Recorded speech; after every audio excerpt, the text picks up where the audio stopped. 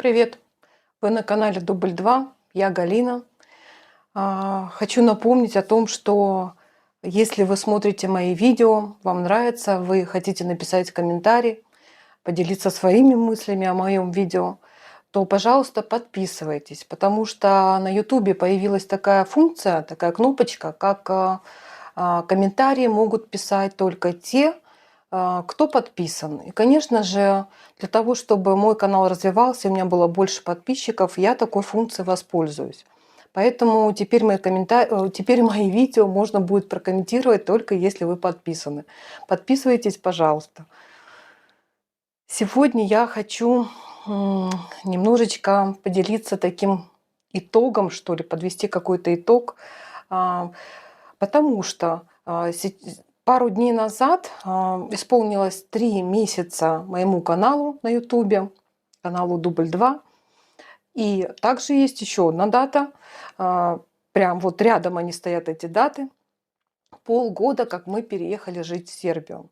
И я сегодня немножко хочу рассказать о том, какой бы итог, такой полугодичный, я могла озвучить уже. Что за эти полгода произошло, что мы сделали, что успели, что планировали, но еще не сделали. В общем, какой-то небольшой такой итог. Сначала по каналу Дубль 2, по своему каналу на YouTube. Значит, хочу сказать, что я очень рада, что решила вести канал свой. Я даже не ожидала, что это будет настолько интересно, что это принесет такие положительные эмоции, как общение с людьми, которые мне писали люди, которые из Крыма, которые из моего родного города. То есть это очень приятно. Керчь, привет!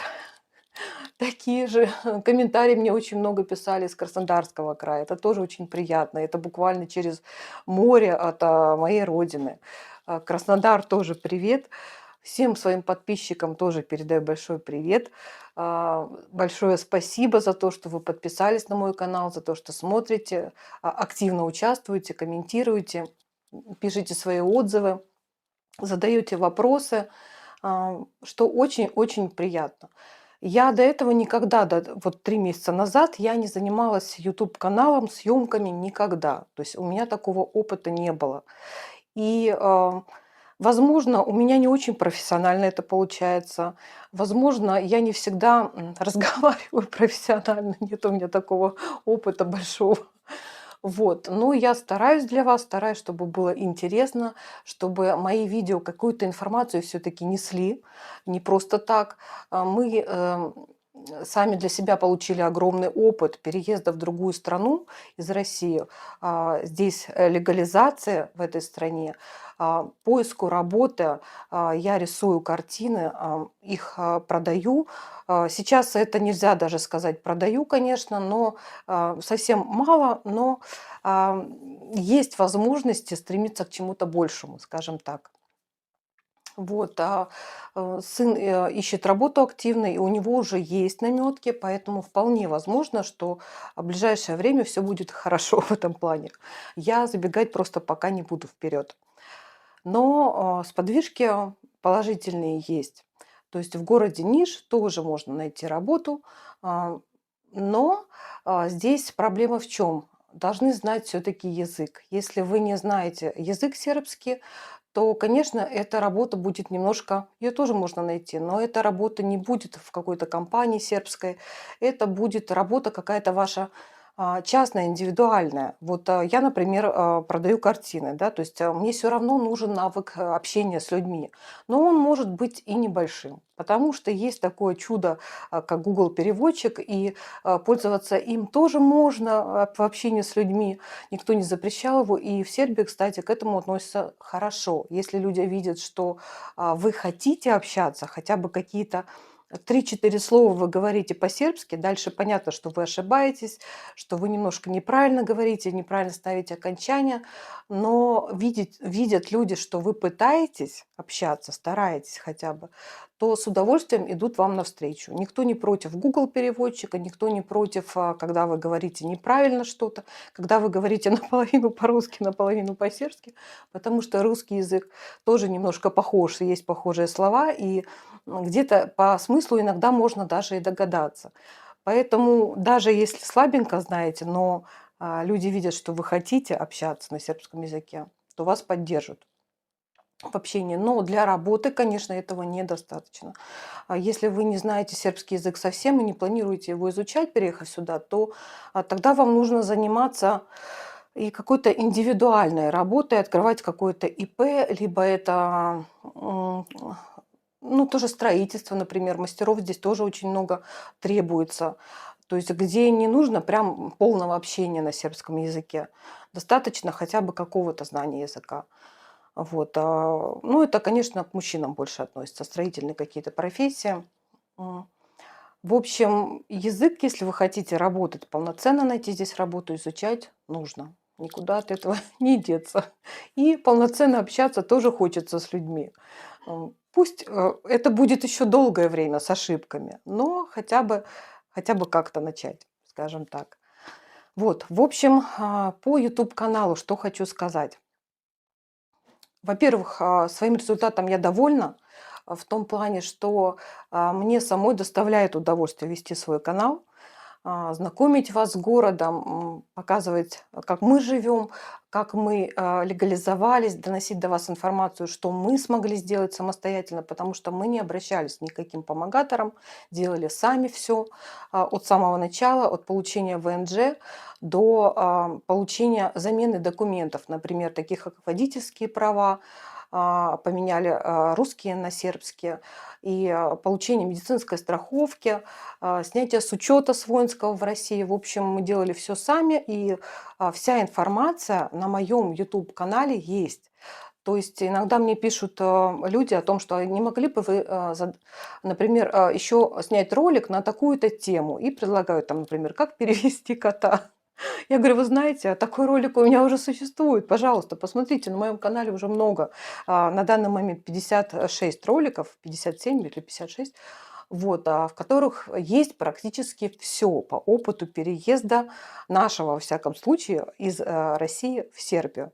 То есть вы на моем канале можете найти много и про кота, и про медицинскую страховку, и про права, и про ВНЖ, много-много всего. А также я вас знакомлю с городом. Я показываю, как он выглядит, что здесь есть вообще. В общем, мне нравится, понравилось вести YouTube-канал. Еще раз напомню, что опыта у меня никакого до этого не было. Вот, потихонечку я сейчас его пытаюсь набраться. Вот. На данный момент, как я сказала, уже 3 месяца существует мой канал. У меня более 600 подписчиков. А, Надеюсь очень на вас, что их станет, подписчиков станет больше на моем канале, что и дальше я смогу для вас работать, показывать и рассказывать то, как мы живем теперь в Сербии, уехав из России. На YouTube-канале есть еще такая функция, как статистика. Ее тоже было очень интересно посмотреть. По статистике YouTube-канала, мой канал Дубль 2 смотрят 30% из России, 20% из Сербии, это 50, да, получается, 5% почему-то Нидерланды, все остальные это проценты разбросанные, 45% еще остается, это разбросанные по разным странам. Я сначала подумала, что как можно посчитать, то есть это неправильная статистика, потому что в России, известно, используется VPN, чтобы смотреть YouTube-канал. То есть, соответственно, это будет уже неправильная статистика. Но нет, как-то YouTube-канал это все-таки в общем, понимает, что это смотрят из России. Я не знаю, как это происходит, но статистика по России есть. То есть если бы был только VPN, то тогда бы статистики не было вообще по России. Соответственно, Россия смотрела бы ноль, но у меня аж 30% смотрят из России. Вот, поэтому как-то YouTube это делает, в общем, он все равно понимает, что смотрят из России. Вот, поэтому это очень приятно, что даже из других стран смотрят мой канал, пишут комментарии. И, как я уже сказала, особенно приятно, когда пишут из родных мест, из Крыма. Поэтому, пожалуйста, пишите, подписывайтесь на мой канал, задавайте вопросы, на которые я смогу ответить, я отвечу. Также напоминаю, что мы работаем еще иногда снимаем совместные ролики с экспертом по недвижимости Алексеем. Ему тоже можете писать вопросы, то есть на мой канал, а я ему передам все ваши вопросы по поводу переезда из России в Сербию. Ну, ту информацию, которую я не дала вам, вы можете узнать у него, как у профессионала. Также я не откажусь в каких-то просьбах, например, посмотреть, выяснить здесь, что сколько стоит. Конечно же, если это не касается недвижимости, этим я не занимаюсь недвижимостью. Ну, если я хожу в те же самые магазины, и если вас, например, заинтересует что-то, что здесь, сколько стоит, я могу зайти в магазин и посмотреть, снять для вас тоже ролик и показать цены на интересующие вас какие-то товары. То есть, конечно же, это не недвижимость, недвижимостью я не занимаюсь. Я только сказала в одном из своих роликов о том, что в нашем доме на данный момент продается квартира, и стоимость я ее тоже озвучивала там за даже уже не помню, 1720, кажется, евро за квадратный метр, там 54, кажется, метра. В общем, если вы отмотаете на несколько роликов назад, то вы найдете там эту информацию про продажу квартиры в нашем доме. Это просто чисто по-соседски. Я сказала, что я веду YouTube-канал и могу разместить эту информацию, людям рассказать о том, что в нашем доме продается квартира. Ну, не более того, я не занимаюсь подбором и ценами на недвижимость, выяснением. Это немножко не то, чем я сейчас пытаюсь заниматься.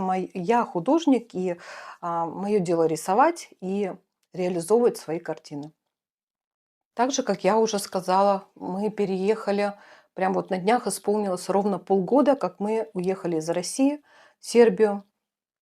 И я могу сказать, что за полгода, да, мы пока еще не работаем официально, и, возможно, я и не буду себе работу официальную искать, я буду также пытаться продавать свои картины дальше. Сын, конечно же, ищет официальную работу, у него достаточно серьезная профессия, он получил образование серьезное в России, закончил МГТУ имени Баумана по специальности биомедицинские технологии, причем закончил с отличием. Конечно же, ему нужно делать карьеру, он молодой парень. Я, конечно же, планирую рисовать и продавать свои работы. Но кто знает, возможно, я подыщу какую-то работу попозже здесь. Ничего не буду опровергать, говорить, что нет. Возможно, я тоже устроюсь на какую-либо работу. Но это все на будущее, потому что знание моего языка сербского пока не достаточно для того, чтобы устроиться и работать в Сербии с сербами, общаться. Вот. Мы получили ВНЖ, мы полностью легализовались за эти полгода. Мы получили разрешение на работу, на полный рабочий день. Мы обменяли все наши документы, которые нам нужно было обменять. Ну, в общем-то, какие все? Это права, в первую очередь. Сняли с учета, как я уже сказала, с воинского, получили медицинскую страховку. А, Страховка платная, но не безумных денег стоит, я уже рассказывала. 4700 мы ее сделали на 3 месяца, на человека в месяц 4700. Сейчас она подорожала, сейчас она стоит уже 5200 на человека в месяц. Вот. Но если вы здесь работаете, то тогда страховку вам оплачивает работодатель, вам она обходится бесплатно. Также, если вы открываете ИП и у вас есть движение денег, вы платите налоги, у вас не нулевое ИП, то есть вы оплачиваете налоги и у вас есть доход. В таком случае вы тоже получаете страховку медицинскую государственную бесплатно, потому что вы платите налоги. Также я много узнала о том, каким образом можно продавать в Сербии свои работы, картины.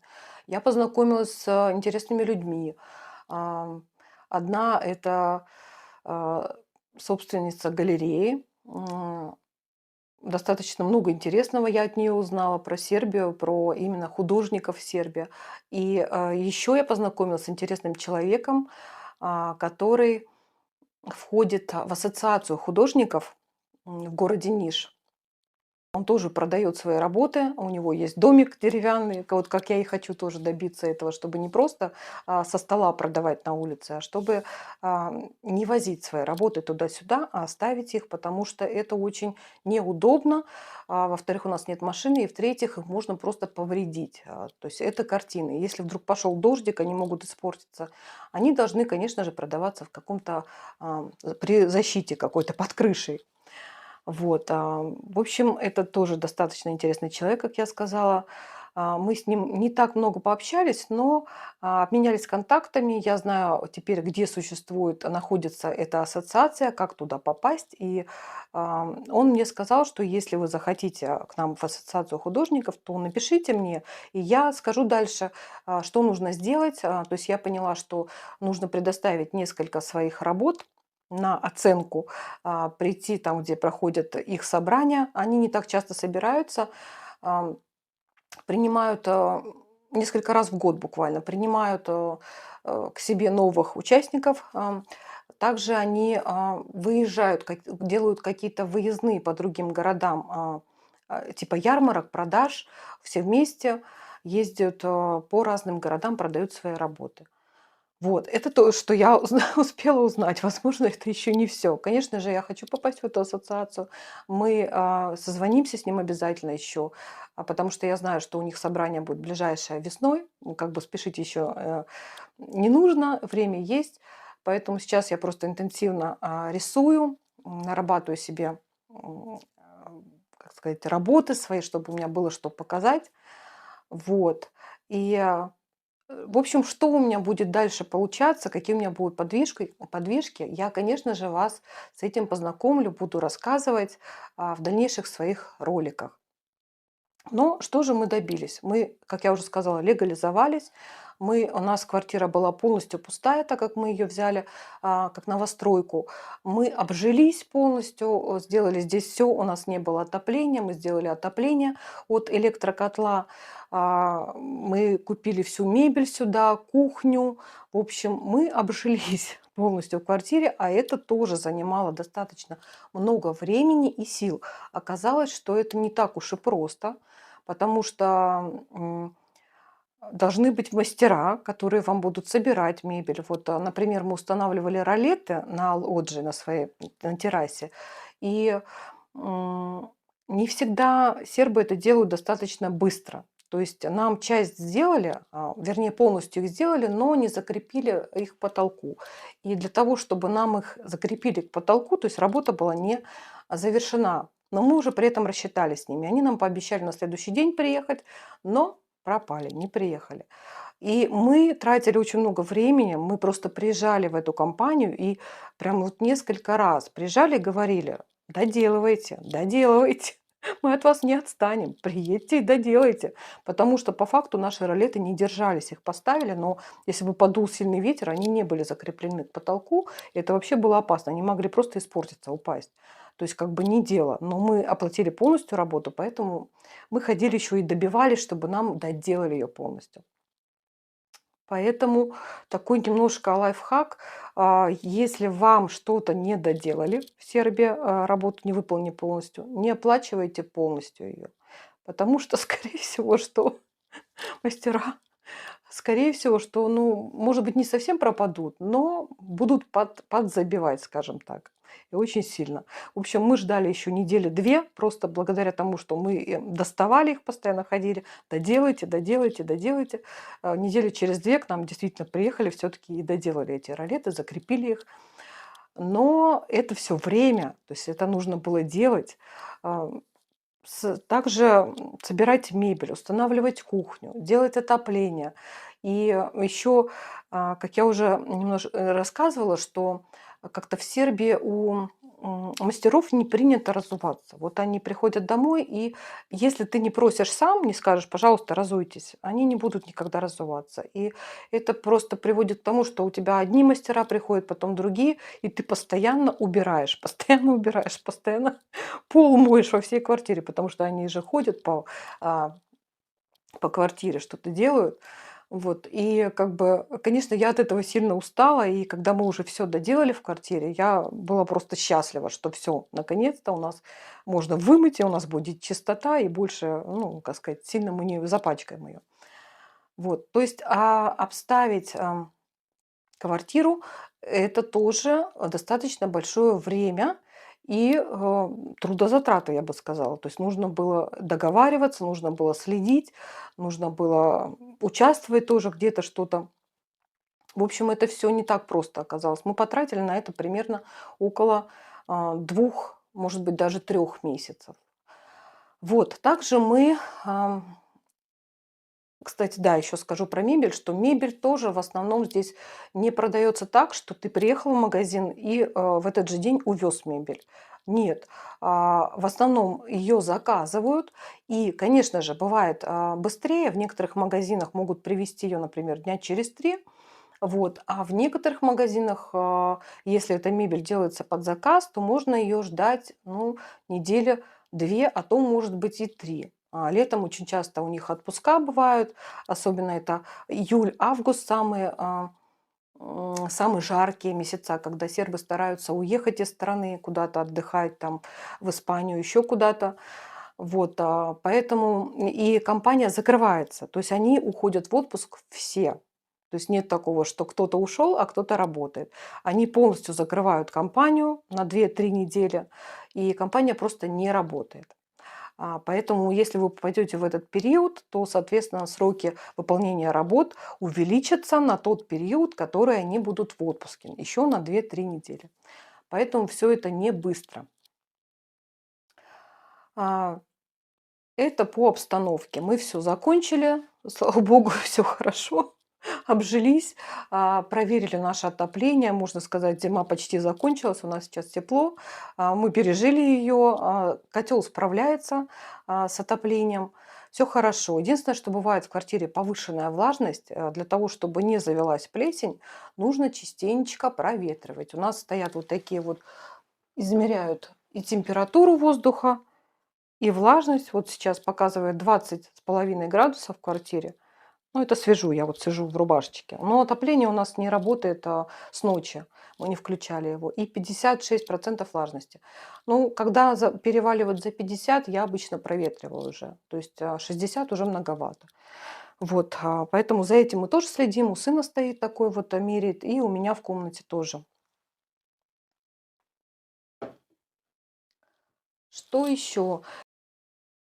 Еще, в общем-то, немаловажно то, что я, вылечила все свои зубки за 6 месяцев здесь, которые, некоторые из которых мне в России не делали вообще, говорили, что нужно, удалять его потом, когда он у вас совсем плохой станет, и ставить на его место имплант.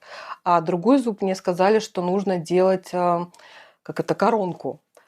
Тут, в Сербии, мне просто все это сделали без удалений, без, коронки, то есть просто сделали глубокую пломбу, и все хорошо. То есть мне в России говорили, что когда мы начнем сверлить, он у вас рассыпется. Ничего не рассыпалось. Все зубы сделали хорошо. В общем, через неделю я иду делать еще пятый зуб уже, и, ну, вроде как это все. То есть, 4 зубика я уже сделала, и вот еще один. Надеюсь, что это все хорошо со всеми остальными. То есть, в Сербии, что я хочу сказать, достаточно высокий уровень стоматологии, достаточно невысокие цены. Это платная стоматология, но платная стоматология в Сербии по ценам дешевле, чем бесплатная, в России. Вот, качество хорошее. Сюда даже приезжают, делать зубы из Европы, потому что цена-качество всех устраивает. По сравнению с Европой, в Европе дорого. Вот, в общем, чему я очень-очень рада. Годами я не могла эти зубы в России сделать. Уже объяснила, что мне просто отказывались. Говорили: да нет, он у вас рассыпется. А здесь мне просто сделали в чистом, красивом Салон, ну как это, не салонок, это кабинет стоматологии. Одна из подписчиц как-то написала, что что за жесть, стоматология находится на первом на этаже, вернее, в жилом доме. Так вот, хочу ответить по этому поводу. А, Россия и Сербия — это разные страны. Россия и Сербия — это разные понятия, какие-то, чего вы не знаете, не разбираетесь, не нужно делать вывод, судя по России. То, что стоматология находится в частном доме, вообще не говорит о плохом качестве стоматологии. Здесь так принято, здесь развит частный бизнес, очень развит. То есть я уже рассказывала, что все дома в Сербии строят, ну, практически все. То есть я сейчас, конечно, утрирую, но практически все дома строят таким образом, чтобы на первом этаже мог находиться бизнес. Это магазин, стоматология, адвокаты, все что угодно, автосервис, автомойка, еще что-то. Вот, то есть здесь очень развит частный бизнес. И здесь же находится медицинский институт, где выпускают в том числе и стоматологов, врачей. Их много, и кабинетов здесь открывают очень много. И выглядит это всегда так. То есть где-то в частном, не обязательно в частном, в многоквартирном может быть, но это небольшой кабинет, который полностью хорошо оборудован. Внутри там очень чисто, уютно и красиво. Ресепшн, играет всегда приятная музыка, обстановка всегда, как сказать, располагающая. То есть тот страх, который я испытывала в России по поводу лечения зубов, и вообще, в принципе, сколько мне сейчас это встанет, у меня, если проблема была с зубом, то на меня находил жуткий страх, потому что, во-первых, я не знала, куда бежать, потому что всегда государственная стоматология меня не устраивала, по качеству там можно было и не попасть даже, ждать, например, очень долго. То есть, ну и качество. Вот, платная стоматология всегда была очень дорогая, и качество всегда не высшего качества. То есть вовсе не означает, что это хорошее качество будет. Я это говорю не просто так, чтобы там кого-то обидеть, а потому что я испытала все это на себе. То есть стоматологию всю, и платную, и бесплатную в России. И здесь я была удивлена, что в такой абсолютно спокойной обстановке, без анестезии, потому что она мне не требовалась, там нервов не было в этих зубах уже.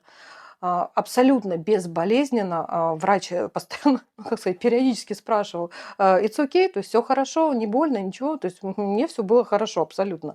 То есть вообще никаких болезненных ощущений. Играет приятная музыка, никаких очередей. То есть ты записываешься на время, следующий человек приходит за тобой, за твоим, после твоего времени. Никакой очереди абсолютно нет. Абсолютно дружественно, спокойно, и все можно сделать. То, что мне говорили: "Там нельзя", здесь мне сделали. Сказали, что мы используем принцип, ну, максимум, сохранить зуб. То есть тогда, когда он у вас действительно развалился и невозможно его сделать, его нужно, либо он у вас там сломался, либо его нужно вырывать. Только в таком случае, а если он еще может послужить, то мы используем такое лечение, чтобы его сохранить. Вот. В отличие от России, когда мне говорили, что ходите так, когда он у вас совсем развалится, то придете, мы вам имплант поставим. Вот, поэтому я тоже хочу сказать, что за эти полгода я вылечила все свои зубки, которые у меня были проблемные. Это тоже немаловажно и очень радует. Еще, как я уже сказала, рассказывала, что мы изучаем сербский язык на курсах. Сейчас у нас, правда, очень-очень большой перерыв получился по той причине, что на Новый год не работали курсы, да, то есть преподаватель, а, ну, не только преподаватель наш, вообще курсы не работали около 3 недель, а потом еще преподаватель наша уехала куда-то отдыхать. В общем, почти месяц у нас занятий уже нет. Но с февраля они начнутся снова, возобновятся. Вот, вообще обучение у нас проходит где-то около 3,5 месяцев сейчас. Вот с самого начала прошло где-то 3,5 месяца, и где-то еще, наверное, месяца полтора оно будет длиться. Вот. Это первый курс, и я думаю, что, возможно, скорее всего, мы на нем остановимся. Дальше идет следующая как степень, там А1, Б1, С1. В общем, скорее всего, что мы остановимся на первой. Потому что, ну, я не знаю, может быть, мы передумаем. У сына достаточно хорошие успехи. Он очень даже уже неплохо может общаться с местными. Конечно же, нельзя сказать, что где-то он не ошибается, где-то он прям все знает, все слова. Нет. Но он знает еще английский, лучше значительно сербского, конечно же. И в Сербии тоже многие знают и английский язык. И поэтому, если что-то непонятно на сербском, он может перейти на английский. Иногда даже по-русски что-то можно сказать, тоже понимают частично. Конечно же, не то, чтобы понимают русский язык, но какие-то слова часто совпадают, и смысл можно тоже понять. Вот. В общем, в отличие от меня, он сделал достаточно большие успехи в обучении, но он молод, он толковый, потому что он и в Бауманке отлично учился. Вот. Со мной все похуже выглядит в плане обучения языку, но я пытаюсь. Вот, я думаю, что у меня это все-таки придет, знание языка, но придет оно через время достаточное. То есть при общении с людьми, с местными, само по себе придет. То есть учеба мне не так легко дается, чтобы я прям выучила язык.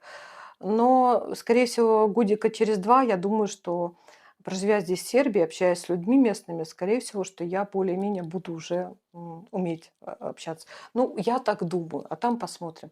Вот сын за этих 3,5-4 месяца обучения практически нормально уже разговаривает. Вот. То есть он может сейчас искать себе работу уже и в сербской компании, что он, в общем-то, и делает, и, можно сказать, почти успешно, пока я просто не буду забегать вперед. Вот, это наши итоги, я бы сказала, нашего полугодичного проживания здесь. И мне кажется, все очень даже неплохо. То, что мы пока не работаем где-то официально, а, минус, но это естественно, это естественное состояние, потому что я в процессе того, чтобы понимать, как лучше продавать работы, а сын в процессе был изучения языка. А иначе нет никакого смысла было идти в компании, когда ты не знаешь язык совсем местный. То есть, естественно, тебе просто откажут из-за того, что ты не потому, что ты плохой специалист по своей специальности, а потому что ты просто не знаешь языка.